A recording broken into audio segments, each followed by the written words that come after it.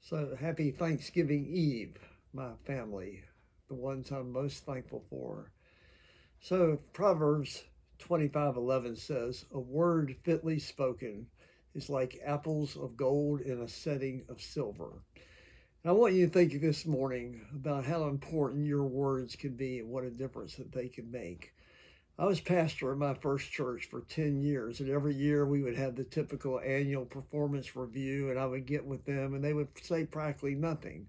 The nice thing was they didn't say anything negative, but they never said anything positive hardly either. And I remember finally asking about that. One deacon said, "Pastor," they still didn't know my name was Bill.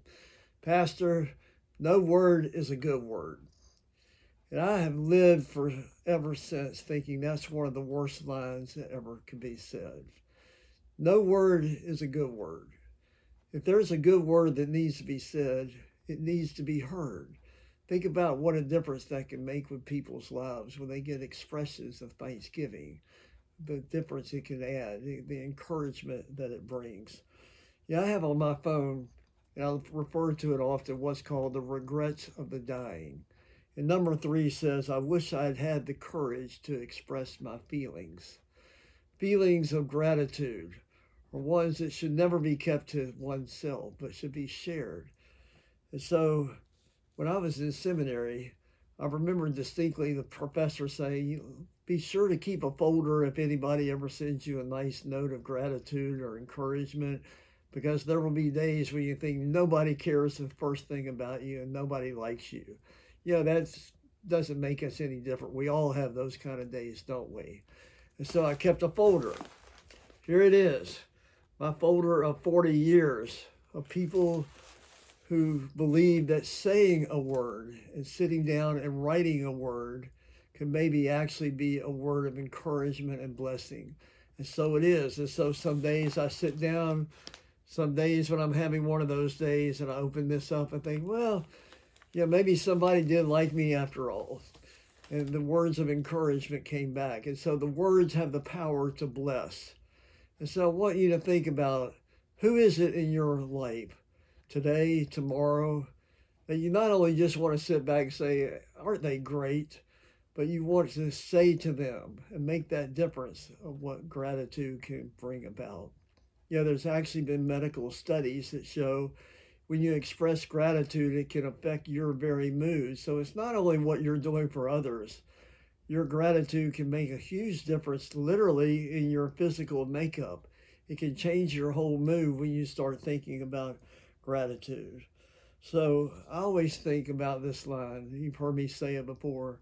Rich is not what you have, it's who you have beside you. We all have a lot to be grateful for. And the greatest gift is the person of Jesus Christ. And the best gifts are those who remind us of Jesus. I want to share a story here, if I can find it here. Good old, from one of my favorite theologians, Charlie Brown. In the Peanuts comic strip, a few years back, Lucy was lamenting her plight in life. "My life is a drag. I'm completely fed up. I've never felt so low in my life," she says. Her little brother Linus tries to console her. "Lucy, when you are in a mood like that, you should try to think of things you have to be thankful for. In other words, count your blessings." To which Lucy replies, "Huh, that's a good one. I could count my blessings on one finger. I've never had anything and never will have anything. I don't get half the breaks that other people do. Nothing ever goes right for me. And you talk about counting blessings. You talk about being thankful. What do I have to be thankful for?" Linus says, "Well, for one thing, you have a little brother that loves you." With that, Lucy runs to her little brother and hugs him and cries tears of joy. And while she's hugging him, Linus says, "Every now and then I say the right thing." This is your day. Tomorrow is your day. I want to challenge you and invite you to be a person that gives a gift to someone else and a gift to yourself. So every now and then it's good to say the right thing. And every now and then we need to say it, the right thing. And so today and tomorrow, think of someone and sit down, Write them a note, send them a call, let them know that you are thankful for them. And maybe just as much, spend time in prayer. Pause in the busyness of these days. Thank you, God, for your Son, Jesus Christ.